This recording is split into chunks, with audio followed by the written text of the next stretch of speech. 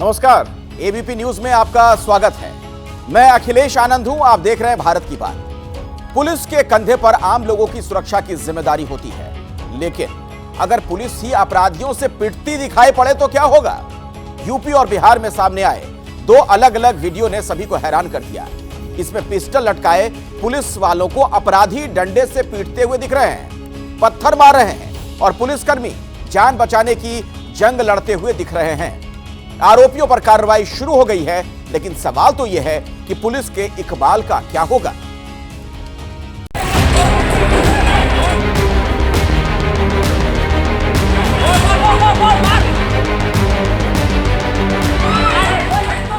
Police के इकबाल पर जब अपराधियों का खौफ हावी हो जाए तो क्या होता है, ये तस्वीर बताने को काफी है, जिसमें 3 पुलिसकर्मियों की जान सांसत में है। रात दिवाली की थी। पुलिस को जुआ खेलने की खबर मिली थी। इसी दौरान जुआरियों ने पुलिस पर हमला बोल दिया। इलाका बरेली के प्रेम नगर का है। वारदात यहां की अशरफ खान छावनी में हुई। सफेद शर्ट और काली पैंट पहने इस आरोपी को देखिए, किस तरह पुलिस एसआई के सिर पर पत्थर से वार कर रहा है और ये पुलिसकर्मी जान बचाने में जुटा है। पिट रहे पुलिस वाले की कमर में पिस्टल है, लेकिन वो जमीन पर गिरा है।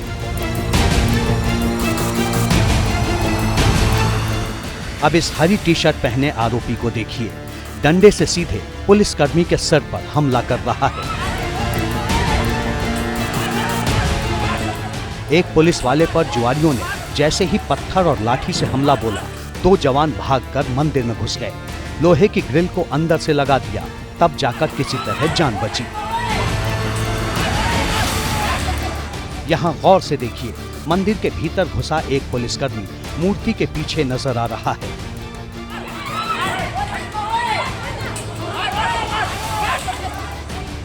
बाहर जुआरी कोहराम मचा रहे थे। इनमें पुलिस प्रशासन का जरा भी डर नहीं दिखा। उल्टे पुलिसकर्मी भयभीत नजर आए। जमीन पर गिरे मार खाते दिखे।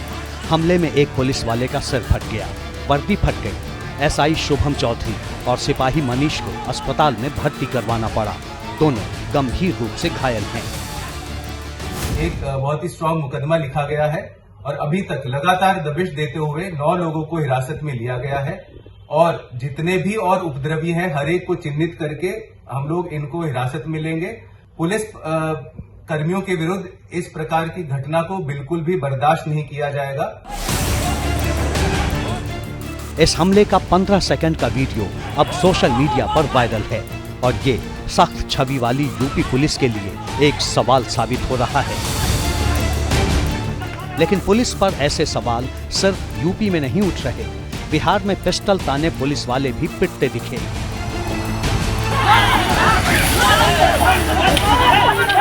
तस्वीरें मोतिहारी की हैं।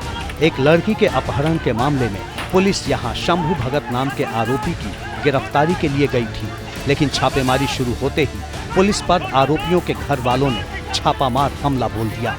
पुलिस ने एक शख्स को हिरासत में लेकर गाड़ी में बिठाया तो आरोपियों के घर वालों ने सीधा हमला बोल दिया। एसआई सोनू कुमार ने पिस्टल तानी तो उसे आरोपी के घर वाले खींचकर आगे ले गए और यहां बेलचा से एसआई के सिर पर हमला कर दिया। इसके बाद कुछ और लोग एसआई के पास पहुंचे। एक नहीं 2 बार इस तरह हमला किया गया। इसमें एसआई का सिर फट गया। इनकी गिरफ्तारी के लिए एसडीपीओ आर्यराज के नेतृत्व में एसआईटी का गठन किया गया है। सभी अभियुक्तों को चेतावनी दी जाती है कि अगले 24 घंटे के अंदर माननीय न्यायालय में आत्मसमर्पण करें, नहीं तो माननीय न्यायालय से आदेश प्राप्त कर इन सभी के घर की कुर्की की जाएगी। सवाल है कि महीनों की ट्रेनिंग हासिल करने वाली पुलिस अगर अपराधियों के आगे इसी तरह बेबस साबित होती रही तो आम लोग खुद को कैसे महफूज करेंगे? और अब बात करेंगे सियासत की। यूपी में उपचुनाव से पहले पोस्टर युद्ध छिड़ा है। बीजेपी और समाजवादी पार्टी में आर पार की नौबत है। बीजेपी के नारे बटेंगे तो कटेंगे पर तल्खी इतनी बढ़ गई कि समाजवादी पार्टी नए पोस्टर जारी कर इसकी काट तलाश रही है। आज फिर से एक नया पोस्टर सुर्खियों में आ गया।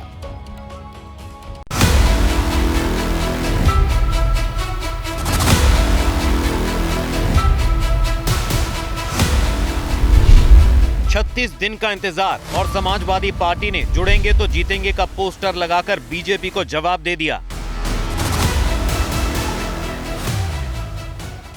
आज एक नया पोस्टर जो चर्चा का विषय बना हुआ है वो ये पोस्टर है जिस पर लिखा है अखिलेश की तस्वीर के साथ, जुड़ेंगे तो जीतेंगे। पहले लखनऊ में राजभवन चौराहे से समाजवादी पार्टी के दफ्तर की तरफ जाने वाली सड़क पर यह पोस्टर लगा। फिर सोशल मीडिया प्लेटफॉर्म एक्स पर अखिलेश यादव का पोस्ट आ गया। लिखा, जिनका नजरिया जैसा उनका नारा वैसा, और उनके निशाने पर कौन है, इसे लेकर रहा सहा कंफ्यूजन भी दूर कर दिया। विधानसभा उपचुनाव से पहले पोस्टर और फिर अखिलेश के पोस्ट ने बीजेपी और समाजवादी पार्टी के बीच छिड़ी सियासी जंग को थोड़ा और बढ़ा दिया।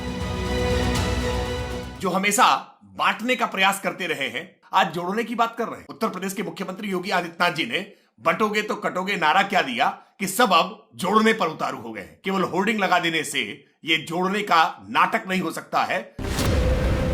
बीजेपी ने एक बयान से 2 तीर दाग दिए।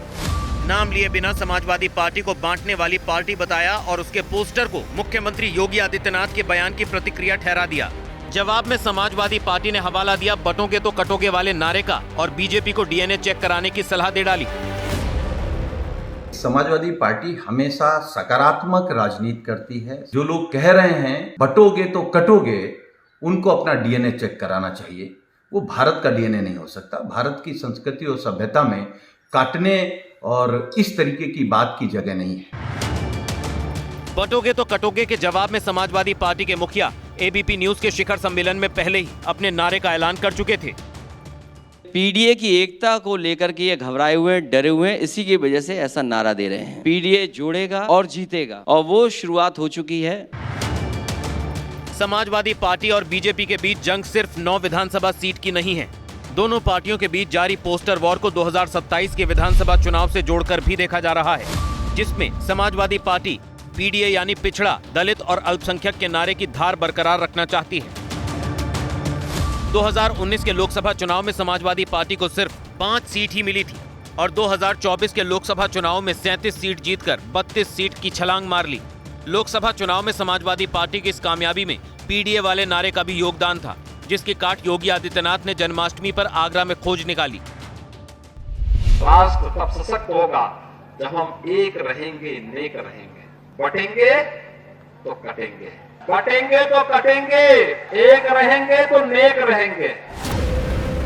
बंटोगे तो कटोगे वाले बीजेपी के नारे का चुनावी असर समझ चुके अखिलेश यादव पहले ही संकेत दे चुके हैं कि पीडीए की धुरी से हिलने को तैयार नहीं।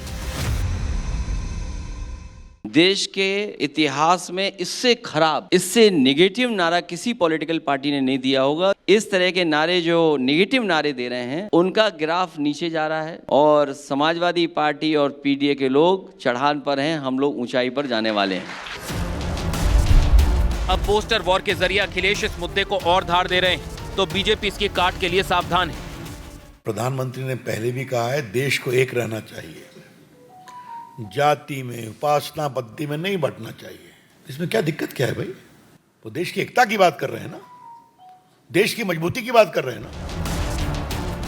पोस्टर भले अलग अलग हों, लेकिन इस पर लिखे नारे हर दिन यूपी के उपचुनाव का तापमान बढ़ा रहे हैं और यह जंग फिलहाल तो थमती नहीं दिख रही।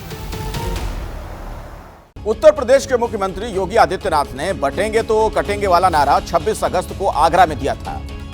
इस नारे के पीछे उनका राजनीतिक मकसद चाहे जो रहा हो, लेकिन बीजेपी नेताओं तक की जुबान पर चढ़ा ये नारा हरियाणा की चुनावी रैलियों में दोहराया गया और देखते ही देखते महाराष्ट्र तक पहुंच गया। 22 अक्टूबर को मुंबई के अंधेरी, बांद्रा वेस्टर्न एक्सप्रेसवे हाईवे जैसी जगहों पर बटेंगे तो कटेंगे वाले पोस्टर लगाए गए। अगले ही दिन यानी 23 अक्टूबर को समाजवादी पार्टी के दफ्तर के बाहर 27 का सत्ताधीश वाला पोस्टर लगा दिया गया।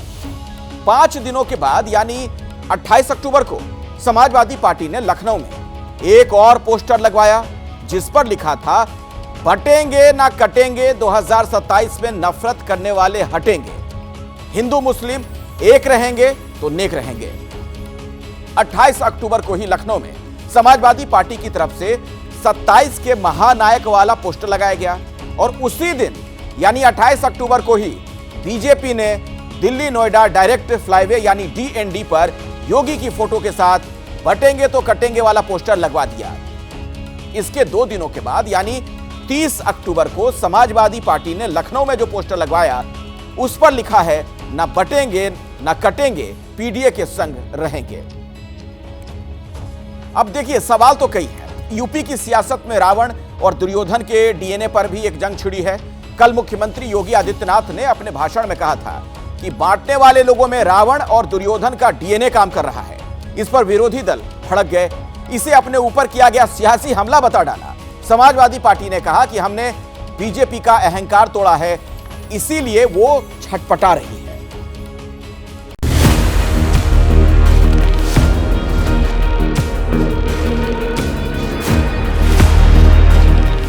दीपावली पर राम और रावण के प्रसंग का जिक्र आया तो सियासतदानों ने भी किरदार तलाश लिए। उत्तर प्रदेश के मुख्यमंत्री योगी आदित्यनाथ ने त्रेता का जिक्र कर कलयुग के रावण की पहचान बता डाली। जाति के नाम पे बांट रहा है, कोई क्षेत्र के नाम पे बांट रहा है, कोई भाषा के नाम पे बांट रहा है, कोई अव्यवस्था पैदा कर रहा है। याद करना, ये बांटने वाले तत्व, इनमें रावण और दुर्योधन का ही डीएनए इसमें काम कर रहा है। ये वही काम कर रहे हैं जो त्रेता युग में रावण ने किया था। मुख्यमंत्री योगी आदित्यनाथ के इस बयान को विरोधी दलों ने सीधे खुद पर हमले से जोड़कर देखा।